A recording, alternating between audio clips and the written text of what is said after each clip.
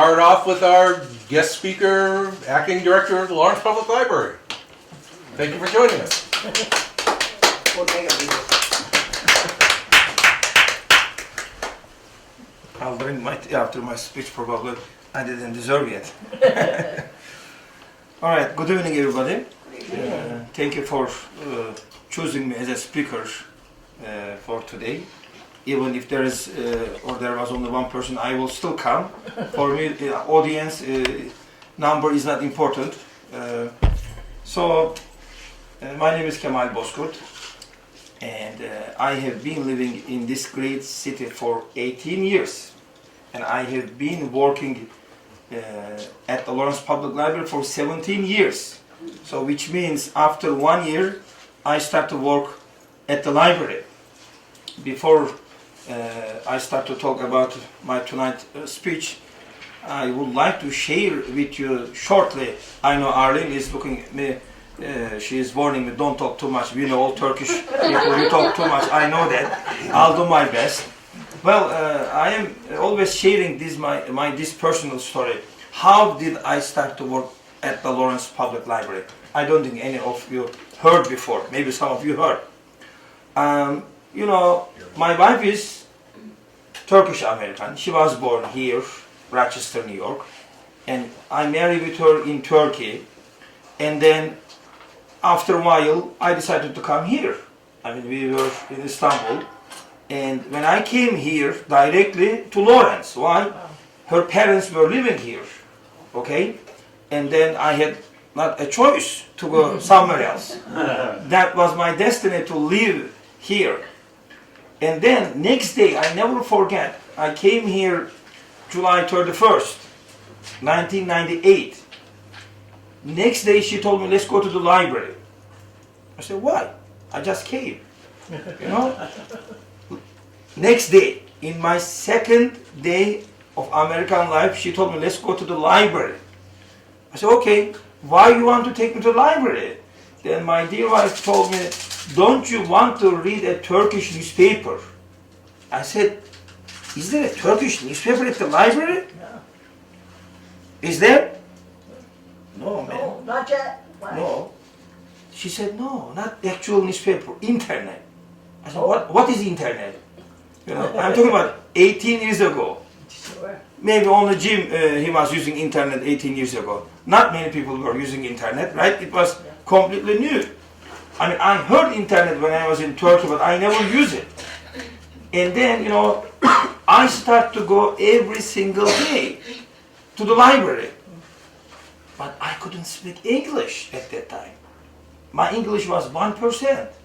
Hi, how are you? Like keyf al-hal. That's it. So she was calling for me, my dear wife.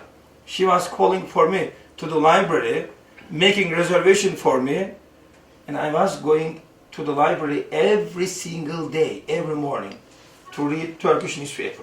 All right? And then after 2 months, I start to go to Adult Learning Center for learn English. And I was working at the factory Seabrook, New Hampshire, right? But still, I was almost every day going to the library. Then all librarians, they learned me. And then after 8 months, there was a great librarian, reference librarian, Elizabeth. When we go again with my wife, she asked me, Kemal, do you want to work here? I said, here? In the library? Yeah. You know, after 8 months, my English improved. Maybe like 30%, 40%, 25%, you know, during those 8 months period. But I wasn't comfortable to work at the library. You know, you can work at the Dunkin' Donuts, right? Because everybody asking either tea or coffee, donuts, every day, same thing, right? Yeah. But at the library, somebody might ask difficult question, and you are going to work at the desk, answering the phone. I said, how can I work? You know what she told me? Don't worry, just apply. I said, America is really good, like this good. All right. Then I said, let me apply.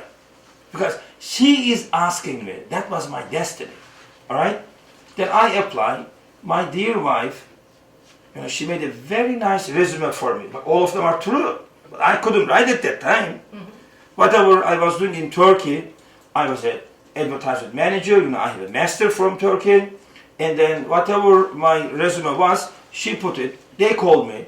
I did like 4-step interview, and I was hired as a reference librarian. And I started to work at the library as an assistant librarian, right? Every day, I started to learn more English. Even library at that time sent me Merrimack College to learn English. Sent me Northwestern College to learn more English. But for me, whatever the English I learned, 95%, it was where? At the library, every single day. Then I decided, I seen it, okay, people are coming to the reference desk, but they don't speak English. I said, something is wrong here. I learn English, but patients are coming, they don't know English. They speak what language? They speak majority Spanish. Then I said, you know what? I need to learn Spanish also. Okay? Then I know Spanish right now. I can handle for library business. Seriously. Alright? Then one day also, my bachelor's degree is Arabic. Okay? English is my third language. English is my third language, man. So I am still ETL student. What does that mean, ETL? You don't know? I know ESO. Very good. You have a very smart president. You have English as a third language. Oh, Okay? okay. English is my third language. This is not a secret. My fourth is Spanish. Fifth is Farsi. Okay? Sixth is Urdu. Anyway, so when I see Moroccan people, they were coming to the library, right? Then I start to talk with them Arabic. I never had a chance to speak Arabic also in Turkey. I learned Arabic only grammar. Then I told them, can you please speak Arabic with me? They said, no, we need to learn English. I said, you can learn English with somebody else. But speak with me Arabic. I want to increase my Arabic. I want to increase my English. I want to increase my Spanish. You know, the reason I said all my this personal story, Lawrence Public Library, every time, whenever I go for speak, I am giving my this personal story. We have unbelievable city. If you come to our library, computer lab, every single day, many different nationalities you can see. You can see somebody from Haiti, you can see somebody from Nigeria, you can see somebody from Cuba, many different people. Yes, dominant is Latino right now, but there are still many different nations coming to the Lawrence, continue to come to the Lawrence, and they are coming to the library. Lithuania, many. Anyway, so that was my short personal story I would like to share with you. But after that, I work as a library assistant 15 years, and last year, January, I became assistant director, okay? And I was working very, very happily with my dear director, Maureen Nemo. Even, she was extremely happy with me. I was extremely happy with her at that time. 8 months we worked together, and I was dreaming, Maureen, in American style, she's still young. I said, probably after 5-6 years, she might be retired, and I will have more experience, and probably I will apply for her position after 5 years. I'll become director after 5 years. That was my plan. But you all know what happened last September. She had a stroke. Then Arlene and all other trustees, they appointed me as an acting director. Since then, I'm running to the library.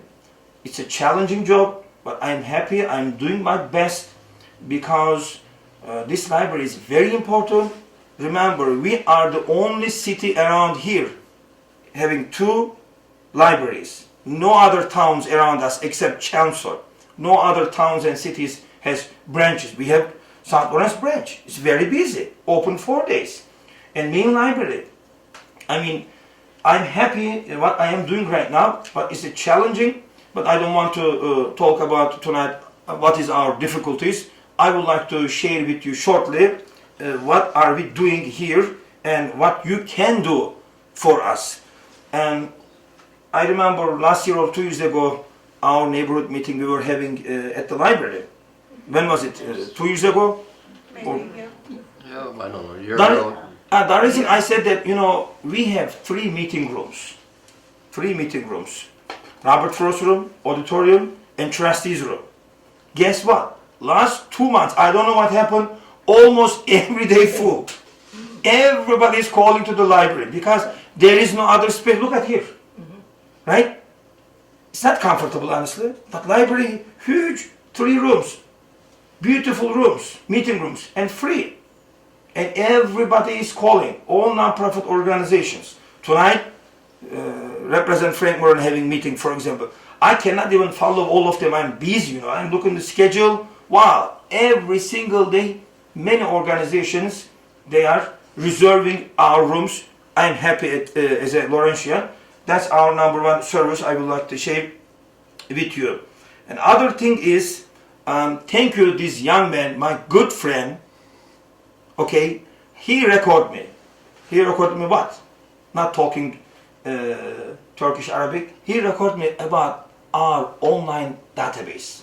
If you didn't watch, if you respect this man, not to me, please watch either tonight or tomorrow. YouTube, it's even in our website. If you type Lawrence Library Databases, what is databases? We have many online databases and programs. Free. That was my dream. Jim Ross, thank you, sir, again and again. May God give you happy, healthy, wealthy, long life. Okay? You did the excellent job for me. And many people sharing these online databases YouTube video. I am explaining major databases in our website. All of them are free. If you have children, grandchildren, tell them to watch it. Share it with your neighbors. If you want to learn another language, if you are looking at a job, okay? If you want to learn any other subjects, like you are in college, there are programs, databases, like you are in community college, you are taking a courses, free. And our library has many, not every library has this much online databases.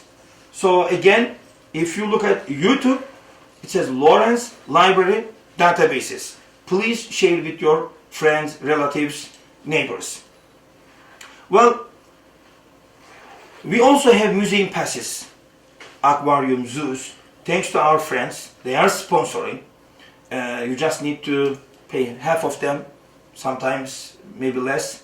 They are sponsoring, and we provide for our citizens museum passes, especially summertime. There's a huge waiting list because everybody wants to take their kids museum and then aquarium, zoos, many others. We have all those, I think 12 museum passes. Other good things happened this year thanks to again Maureen and then Linda Sagentaler family. They sponsor English class for specifically Haitian people. Why? Because they speak French, right? And the teacher was Haitian, and all students were Haitians.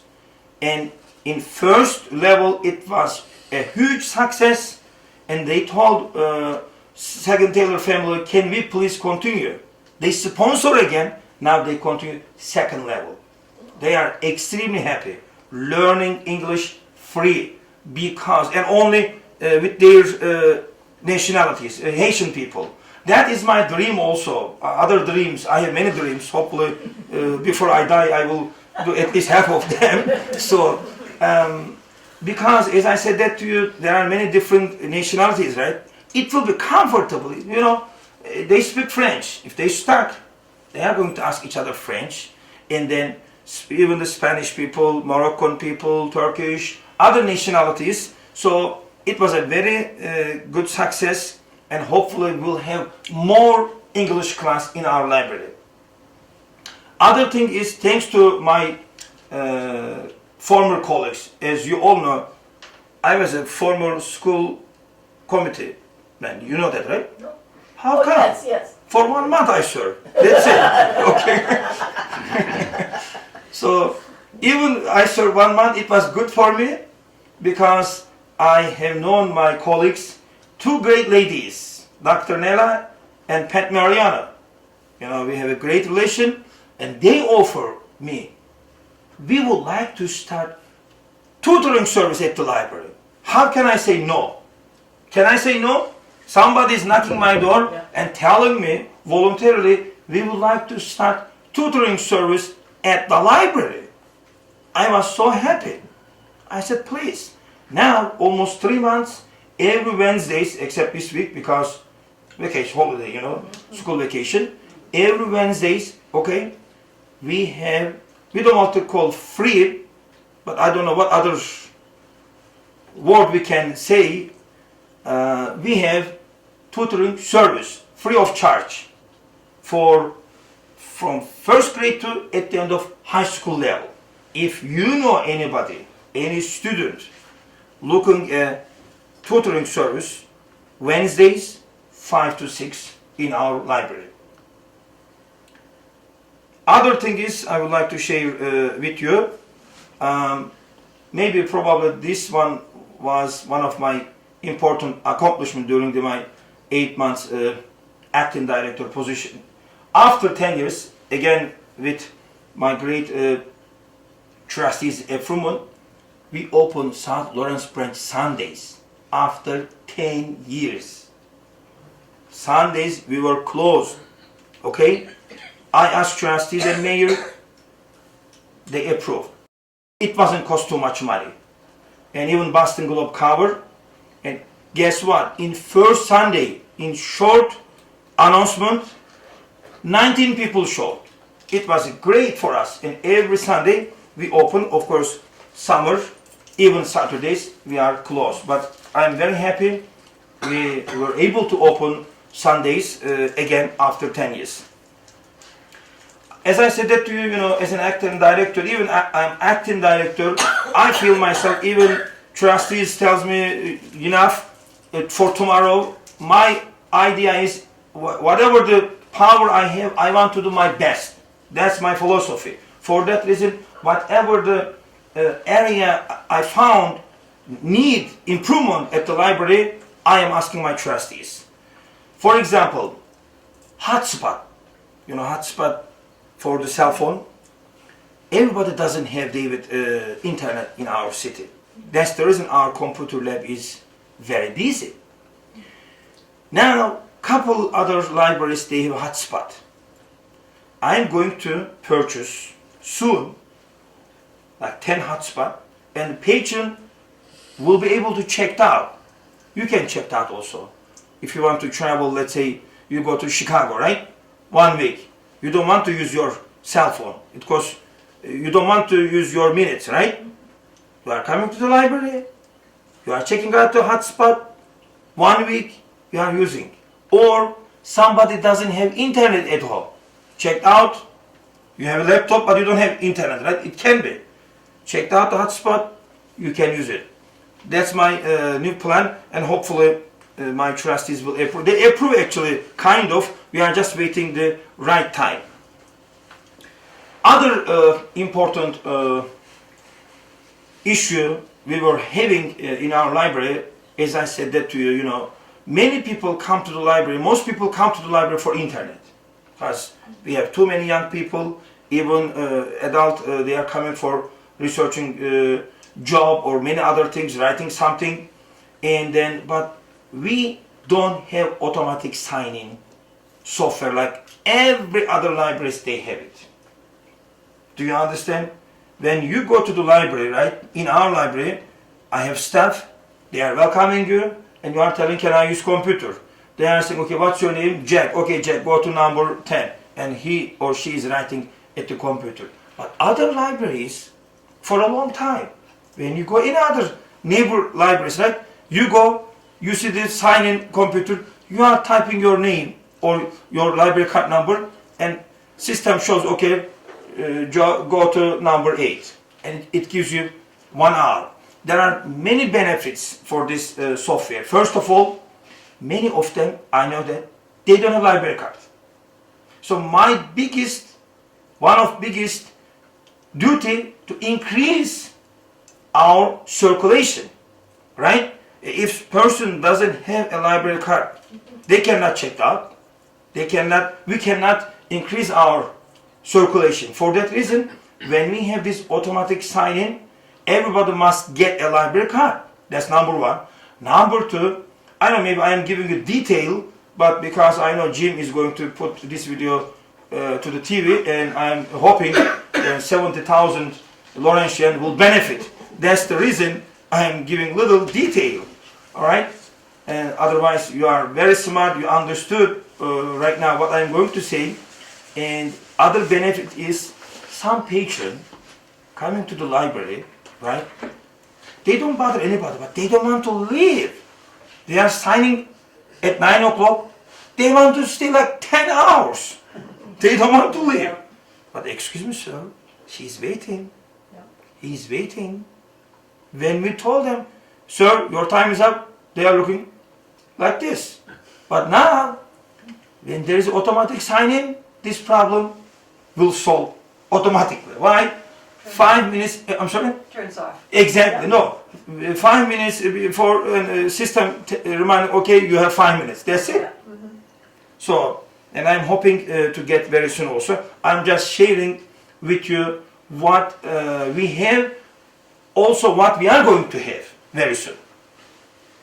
And then, we have book discussion club, and thanks to again friends, they are doing concert 3 times a year, and then hopefully we have, I'm hoping, more people to join the friends, and then they will have, I know they have very good ideas, bring more authors, and then more events, because as I said that to you, my dear friends, my dear neighbors, we have a beautiful, huge buildings actually, 2 buildings. Just last month, right, Irish month, who came to the St. Lawrence branch? Anybody knows besides these 2? Who came? Governor? Close.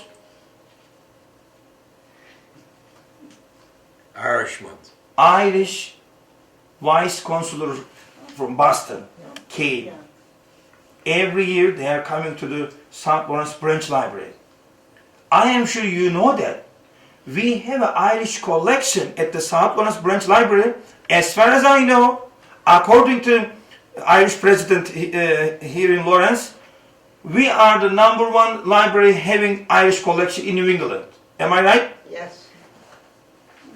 Yes, that's the reason Irish vice consul came to the St. Lawrence branch library. For that reason, I'm telling again, we have 2 great buildings, we have great space, meeting rooms, and we would like to have many other activities. But we need support and we need help. Well, I think I am done. And I am just asking, you are lucky today I didn't speak too much, okay? I am asking only 2 things as your acting director, not 3, 2. Number 1, send your children, grandchildren, neighbors to the library and give them example of my life.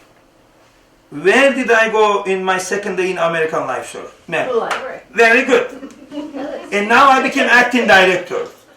If I didn't go to the library in my second day of American life, should I be a director? I don't think so. You see how important going to the library. I am just one example. Many other people. Libraries are unbelievable. We have many homeless people. We are welcoming them. They don't bother anybody. They read newspaper, okay? We are welcoming everybody. That is my #1 request for you. Please come or send your children, grandchildren, neighbors to the library. They will benefit. And number 2, Arlene and Jim. Jim is the president, Friends of the Library. And, I attend other libraries meetings, directors meeting. I recently attended at the State House state legislative days, and then I'm attending many other meetings related with library. Many libraries, they have very strong friends, but unfortunately, we don't have that much strong friends. We need more people, more participation. How much become a member, sir, to be friends? $5 or $10 minimum? What is it? I think it's 10. $10. Keep track. So $10. So please, tonight, as an American style, let's do some accomplishment. All right? I want, if any of you are not a Friends of Library member, I'm requesting as your guest, as your acting director, be a member. Friends of Library. I'm requesting, suggesting, humbly. And also, please tell your friends, and we definitely need strong friends of library, and at that time, together, administrative, friends, staff, elected officials, citizens, this library and this city has great potential. And I have that energy, and I have dream, and I need your help. Thank you very much for listening to me. Thanks again. Does everybody have any questions? Oh, I'm sorry, I forgot. I am focusing my tea. Yes, if anybody has any question, I'll be very happy to answer. Yes. I guess you answered everything then. Make sure they have library cards. I Everyone should have a library card. feel this group has a library card, all of them. That's my Very feeling. easy to get one. I'm right? sorry? Very easy to get. the Definitely. library card. Thank you, Free, Arlene. and they're free. First is free. Getting a library card, first is free. And if you lost, you just pay $1. That's it. But they also expire now, which they never used to. No, for a long. Yeah. No, every year. I'm working there for 17 years, man. I went to one of the libraries and I was told my card had expired. Okay. I needed to go back to Lawrence because it was issued from Lawrence. That's correct. And Which means you But- didn't use. Go ahead. they told me it was now good for a year. And you have to come back each year, just so they know if someone has passed.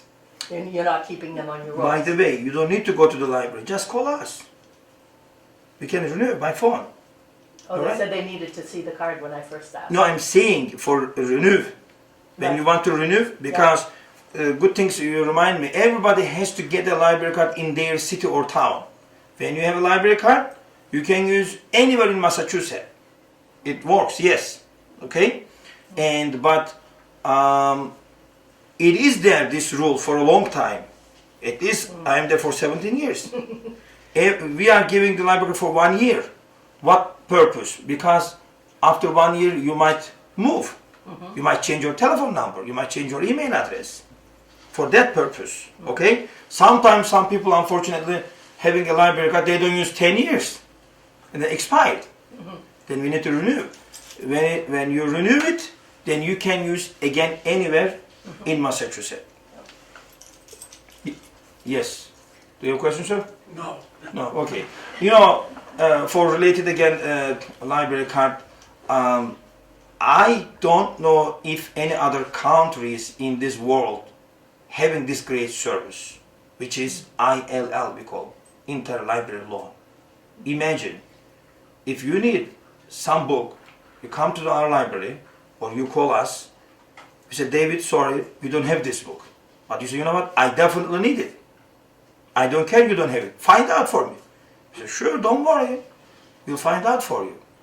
And I look at Andover, Haverhill, Lowell, all Merrimack Valley libraries. They don't have it either. You are saying, please, I need it. My job is to make you happy. Then I go to other consortium in Massachusetts. There are 3 other consortium, 3 or 4. Boston, Springfield, and they don't have either. You are saying, no, I definitely need it. I don't have money. It's $150. Okay? I said, David, relax. Don't heart attack. I'll find for you. And I look at entire USA. I'll find that book from Texas. And I call them. They send here, and you'll get free, sir. Really? Did you know that? I did not know that. Now, That's now right. you learn. It happened to my wife, to me. My wife said to me, I need this textbook, we don't have money to buy. $150. Get it, you work at the library. And I found for from Texas, they sent it. So, in this country, we have great system for library. And that's the reason I am again telling one more time, please visit your library, not my library. I'm just serving for you. This is your library. Visit us, make us happy, make yourself happy. Okay? Thank you.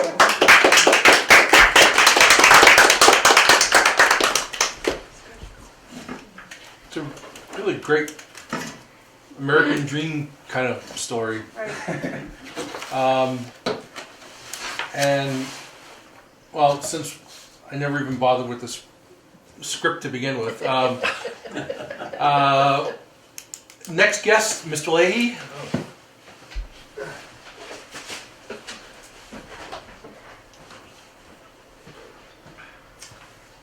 Thank you.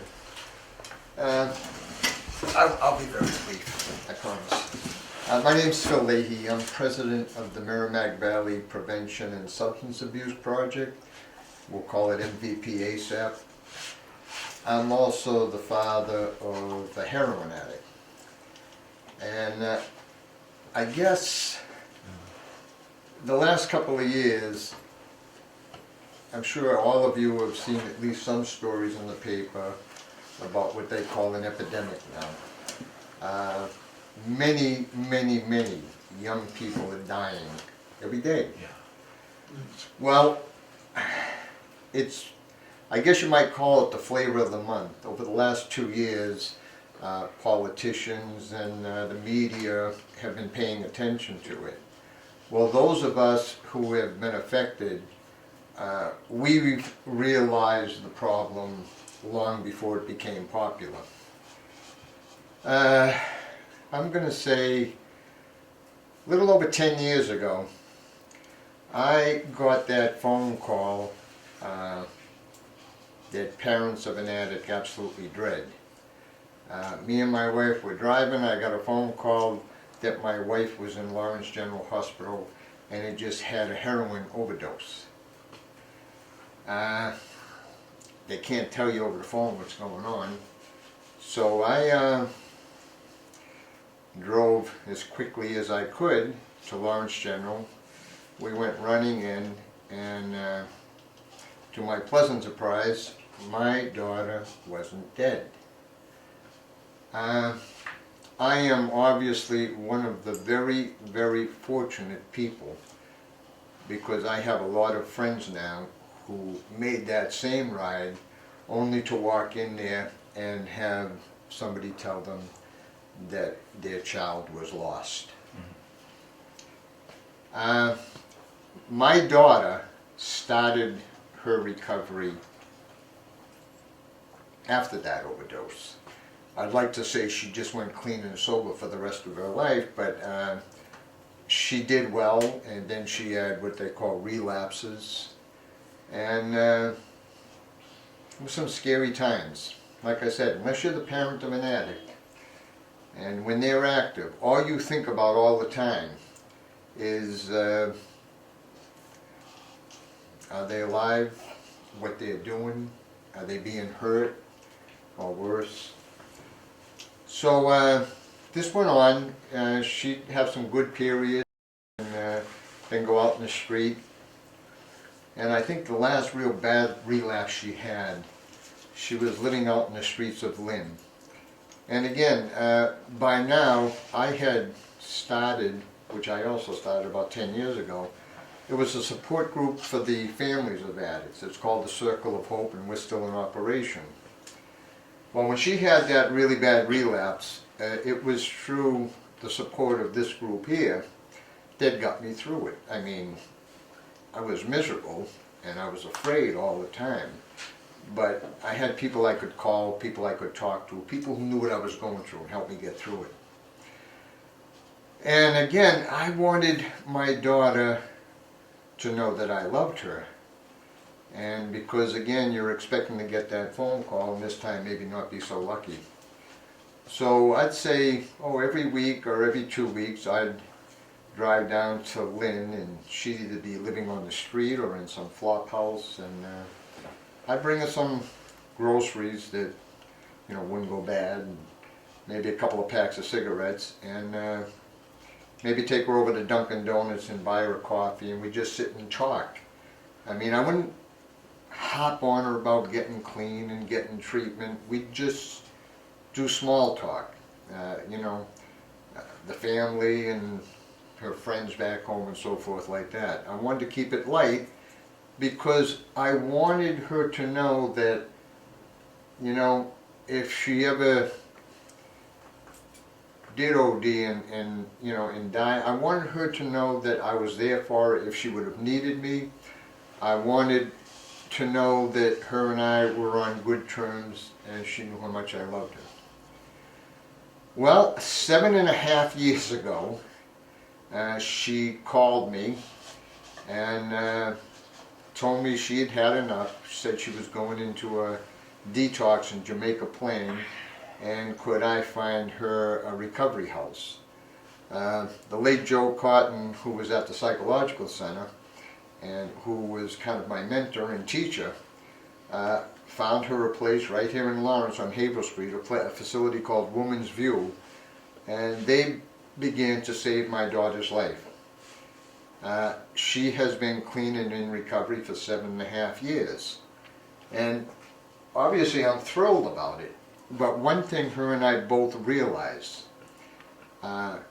she's going to be an addict for the rest of her life. If she doesn't continue to work in recovery, if she thinks she's cured, she's going to be in trouble. I'm going to be the parent of an addict for the rest of my life.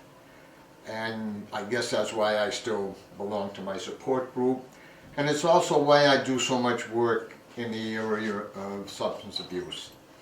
Her and I, about 4 years ago, started doing a local television show.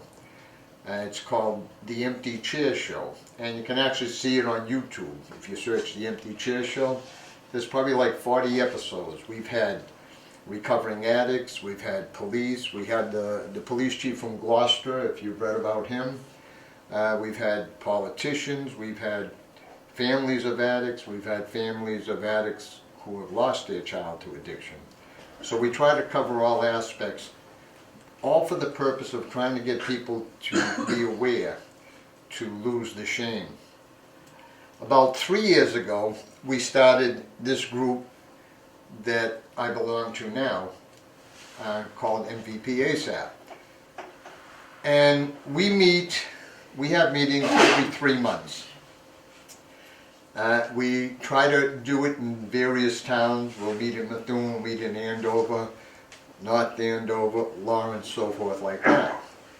And what we do is we do have updates from the police, from people in recovery, people who, from Narcan who will demonstrate.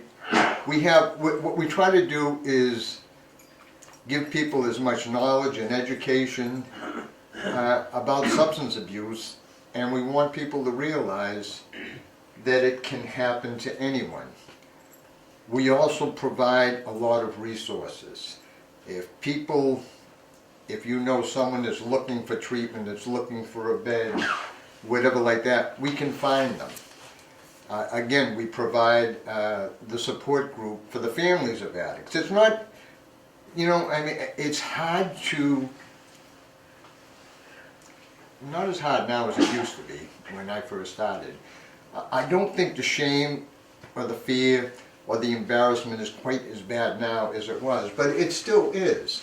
Nobody wants to come out and admit that their child is a heroin addict. I mean, look, if you look in the newspapers, I don't know how often you may look at the obituaries. God help me, I look at them every day now. And a lot of times, once in a while, you will actually see a parent or a family put the cause of death as a heroin overdose. But more often than not, you will see the picture of a young 22 or 24 or 26-year-old, and it will say died unexpectedly. That doesn't always mean that they died of an overdose, but in more cases than not, that's the case. So what our group does is, you know, I'm sure you've heard, you know, the governor now has got this big program, you know, about erasing the stigma of addiction. Well, we've been trying to do that for a long time. We're happy that these people have finally got on board because it is helping us to bring the awareness out. It gives me the opportunity to speak to you. Last week I was at the Greater Lawrence Vocational School. Tomorrow I'm going to be at the Westford Rotary. I was at the Methuen Road. I go all over, and like this gentleman said, I've spoken to as little as 3 people and as much as 300 people. I don't care how many are there. If I can get one person to maybe think about it, if I can get one person who maybe has a friend or a family member or someone, a neighbor, someone that you know who may be having a problem and don't know where to turn, then maybe you can go and say, you know, I just saw this guy tonight. And I'm going to leave you some papers with my phone number. So what we try to do is we do try to help those who need help. We do try to help the family members who need support. But our biggest goal, our biggest mission, is to prevent those from ever crossing over, which is, I guess, why I enjoy talking so much to the schools and the parents of the thing, because you can get them maybe beforehand. I know when my daughter started experimenting, she was probably, I think, a freshman in high school, maybe a sophomore, and I did what a lot of parents did then and still do now. You minimize it. It's only a little booze. It's only a little weed. Well, the thing is, you know, on the interviews I've done on my show, I come to find out, I always ask them the same question. How old were you when you started? And the average age is between 11 and 14 when they start experimenting. That's the average. My daughter makes a joke out of it. She says, you know, I didn't start till I was 15. I must have been a late bloomer. So 11 to 14 is the average age. Now, I've thought over the years, I mean, me and my daughter have pretty much dedicated our lives because we're so grateful that she's alive.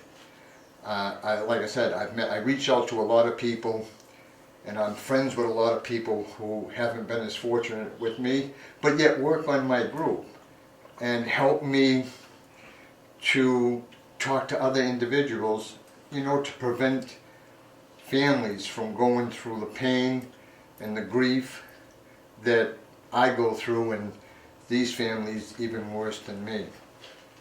So I know one of the things I always said over the last few years, if I'd only known then what I know now, could I have made a difference with my daughter? And I really think I could have. I mean, I'm not a social worker. I don't get paid to do any of this. I'm semi-retired. I drive a school bus part-time. But this is my passion. This is what I do. And I've found that between the TV show, the support group, the community group, there's a lot of people that feel the same way. There's a lot of people that want to get involved. There's a lot of people that need help. And basically that's what we're trying to do. Those who want to get involved, we welcome them to our community group. Those who know people who are in need, we ask you, send them in our direction. We have people that, you know, if they have family members that need help and want help, we'll find them a bed. We'll find them a bed tomorrow. You know, I'm sure you've read in the papers that there's no beds available. There is, but there isn't. There's beds available, if you know the process on how to get them, if you have the right people calling the right places. And we've gone through the process so many times that when we call places, they kind of know who we are when we call. And we can get in that, we can open up the door a crack a little bit more than some others will. So basically, that's pretty much all I have to say. You know, again, I appreciate you letting me come down and speak to you. And please, if you have any interest, or if any neighbors have any interest, I've been reaching out to a lot of the other neighborhood groups. I appreciate you letting me come down here first. I'll be bothering them later. But I do appreciate you coming, and I just got a little material I want to hand out to you. Just hold on to it. I'm going to give you a pen, a magnet, and a piece of paper. They all have my phone number on it. I figure the paper you'll throw away, but the magnet and the pen you just might keep, and my name will be on it.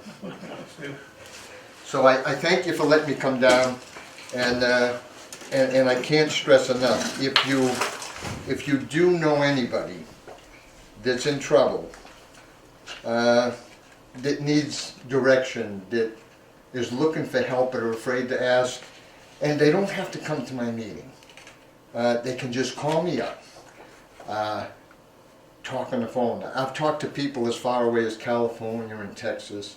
They'll call and I can still point them in the right direction, because it's a problem throughout the whole country.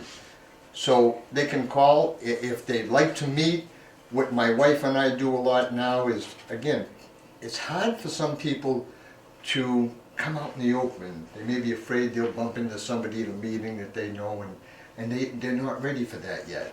So my wife and I, who I drag into this with me, a lot of times we'll just have people come over the house, a couple or an individual. We'll sit down, we'll have coffee for an hour, hour and a half, and we'll help them work out a plan on how to deal with it.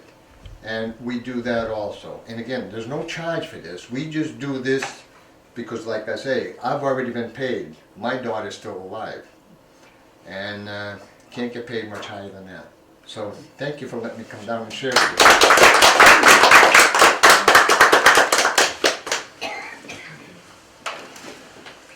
I'll just leave these here. Sure. Thank you for coming. Well, announcements. DCR's annual Park Serve Day, which is a week from Saturday, April 30th, with a cleanup at Riverfront Park in South Lawrence from 9 to noon. All are welcome to clean and volunteer for as little or as much time as you can. All tools and materials will be provided. Many hands makes light work. The Friends of the Lawrence Heritage State Park will be having a yard sale in May and is now accepting items at the Visitors Center on 1 Jackson Street in Lawrence. The next meeting of the Neighborhood Association will be Wednesday, May 18th. Same time, same place, 6:30 here at the Rollins School. Motion we adjourn.